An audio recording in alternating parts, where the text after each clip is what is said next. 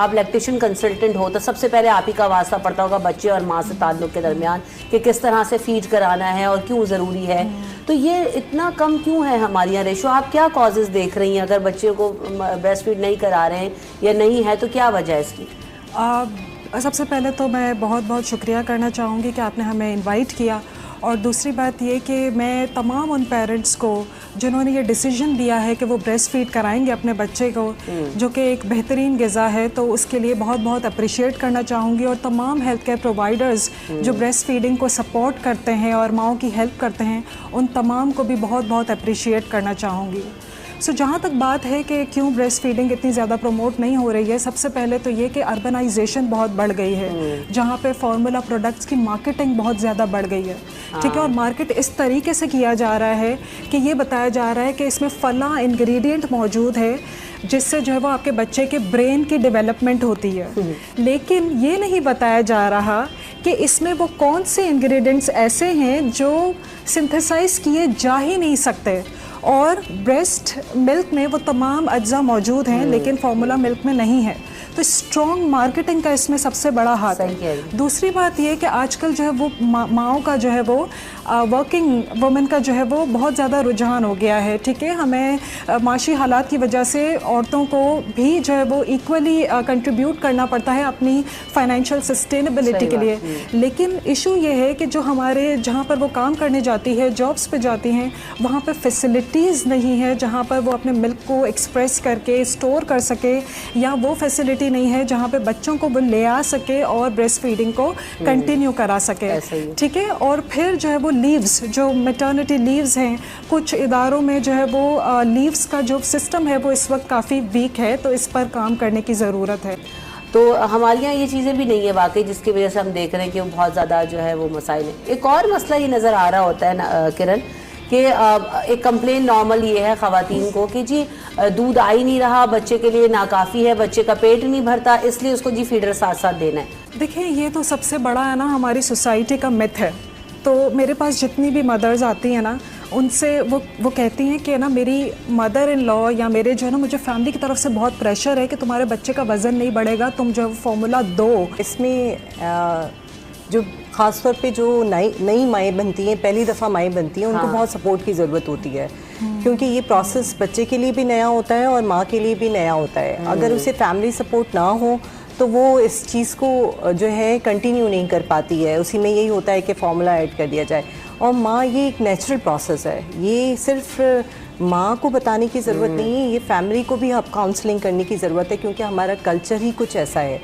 तो जब हम आई थिंक सो इसके अंदर जो स्ट्रैटेजी जो होनी चाहिए, और बाज़ जगह है भी, कि जब एंटीनेटल काउंसलिंग होती है, जब माएँ किसी इंस्टीट्यूट में जाके डिलीवरी के लिए नाम लिखवाती हैं, तो वहाँ पे ही उसी वक्त से माँ को और उनके हस्बैंड को और उनकी फैमिली को वो क्लासेस अटेंड करनी चाहिए, ताकि वो अवेयरनेस हो जाए कि कितना ज़रूरी है माँ का दूध पिलाना बच्चे की सेहत के लिए भी और जो है माँ की सेहत के लिए भी, और इसमें क्या क्या मुश्किलात आ सकती हैं।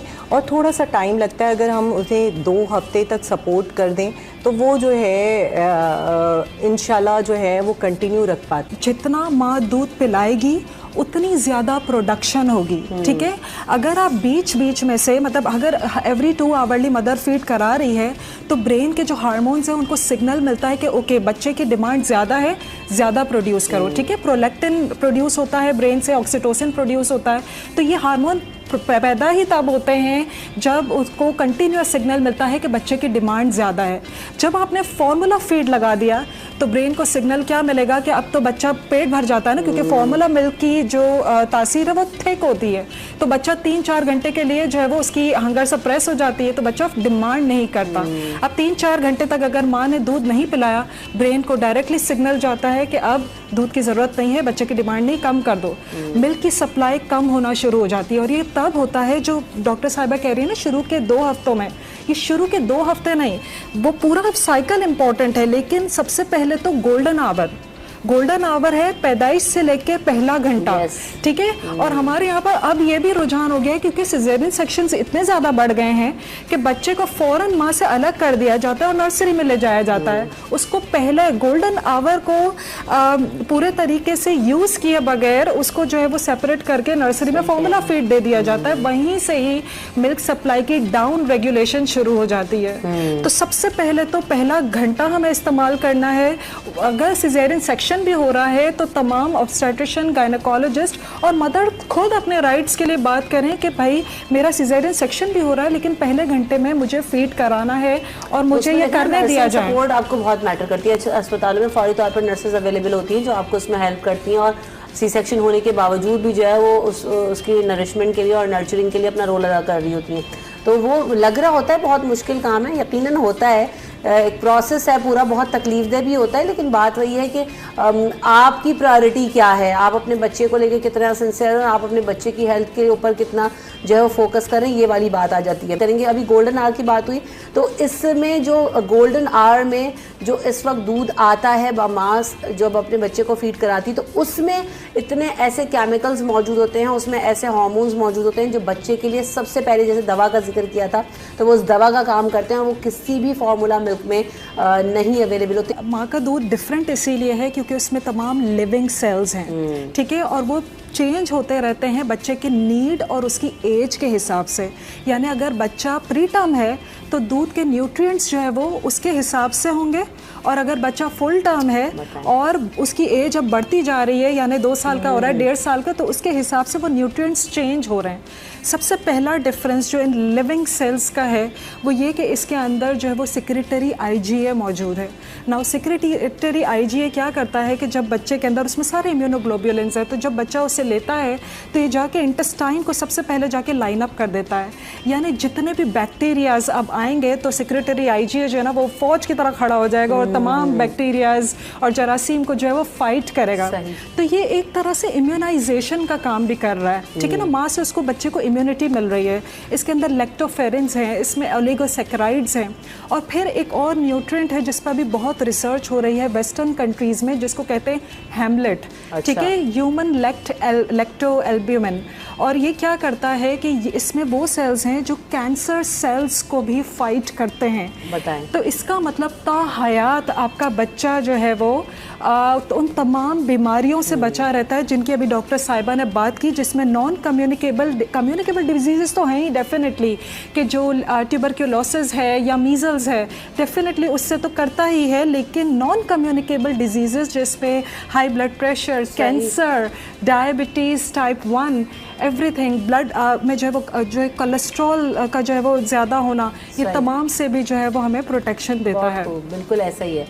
अच्छा जी, तो हम बात करते हैं डॉक्टर नाजिया, जब हम ये कह रहे हैं कि ये बच्चे के लिए बहुत ज़रूरी है, वहीं पे हम ये नहीं भूल सकते कि इसमें माँ की सेहत के लिए कितना बड़ा रोल है। जब एक माँ ब्रेस्ट फीड कराती है तो उसको कितना फ़ायदा है। अभी हम देख रहे हैं ब्रेस्ट कैंसर्स बहुत ज़्यादा बढ़ रहे हैं, ओवरीज जो है ना वो हमारी बहुत ज़्यादा उसमें कॉम्प्लिकेशन आ रही है, PCOS को मदर जो है वो शिकार हो रही हैं, तो उससे भी क्या प्रिवेंशन होती है इस तरह की बीमारियों से भी? बिल्कुल आप सही कह रही हैं कि माँ जब दूध पिलाती है तो उसमें ब्रेस्ट कैंसर से बचने की सलाहियत बढ़ जाती है, ओवेरियन कैंसर से बढ़ने की सलाहियत बढ़ जाती है। इसके अलावा माँ की ख़ुद की मेंटल हेल्थ बहुत बेहतर हो सकती है, और जितना बच्चे के साथ ब्रेस्ट फीडिंग होगा, कांटेक्ट होगा, सकिंग करेगा बच्चा, एक बच्चे और माँ की बॉन्डिंग इंक्रीज़ होगी और अल्टीमेटली बच्चे पे भी मेंटल हेल्थ पे बहुत अच्छा असर पड़ता है। इसके अलावा पोस्टमार्टम डिप्रेशन पाकिस्तान के अंदर बहुत बढ़ता जा रहा है, उसका रेट, उसमें भी बहुत हेल्प करता है। आपकी बहुत सारी दिल की बीमारियां हैं, ब्लड प्रेशर हैं, डायबिटीज़ हैं, इन सब से प्रिवेंट करता है। ये सारी चीज़ें जो है माँ के लिए भी बहुत ज़रूरी है ब्रेस्ट फीड कराना बच्चे को, और बच्चे की सेहत के लिए भी ज़रूरी है। ये जो डब्बे का दूध है 2-3 हज़ार रुपए की आप ये डब्बा, इससे बेहतर है कि आप अपनी न्यूट्रिशनल वैल्यूज़ इससे पूरी करो और अपने बच्चे की हेल्थ के लिए आप उसको ब्रेस्ट फीड करो। ये पैसे अगर आप अपने ऊपर लगा लोगी तो बहुत बेहतर है, रादर देन कि आप जो है वो डब्बे के दूध के ऊपर लगाएं और उसकी सेहत भी मुतासर हो रही है आपकी भी। तो और अभी तो 18% फिर जो है ना वो उस पर GST लगाए बजट के बाद, तो और ज़्यादा जो है वो ये फार्मूला मिल्क महंगे भी हो गए हैं। लेकिन इस सब के बावजूद मैं कहती हूँ सस्ता हो चाहे महंगा हो, लेकिन प्रायोरिटी आपकी यही होनी चाहिए कि आपने बच्चे को ब्रेस्ट फीड आप कराएं ताकि ज़्यादा से ज़्यादा बच्चा आपका सेहतयाब हो, हेल्दी हो और ताहयात जो है उसके बेनिफिट्स वो लेते रहे। तो किरण, आप इसको कैसे कंक्लूड करना चाहती हैं? 6 माह तक एक्सक्लूसिव ब्रेस्ट फीडिंग करानी है और ऑलरेडी उसमें पानी मौजूद है, 90% तक दूध में पानी है माँ के दूध में, तो बच्चे को किसी गुट्टी, किसी इजाफी गज़ा की ज़रूरत नहीं है 6 माह तक। उसमें तमाम न्यूट्रिएंट्स, परफेक्ट न्यूट्रिएंट्स मौजूद हैं जो आपको कोई और गज़ा जो है वो शामिल करने की ज़रूरत नहीं। इसके बाद इजाफी गज़ा इस्तेमाल करें, लेकिन बच्चा उस वक्त भी ब्रेस्ट फीड पर डिपेंडेंट होता है और 2 साल तक इजाफी ग़िज़ा के साथ आपको ब्रेस्ट फीडिंग कंटिन्यू करानी चाहिए। सो 2 साल अगर हम कह रहे हैं तो 2 साल नहीं, बल्कि जितना ज़्यादा हो सके, मतलब अगर आपका बच्चा ज़्यादा भी इसको कंटिन्यू करना चाहता है तो उससे महरूम ना करें।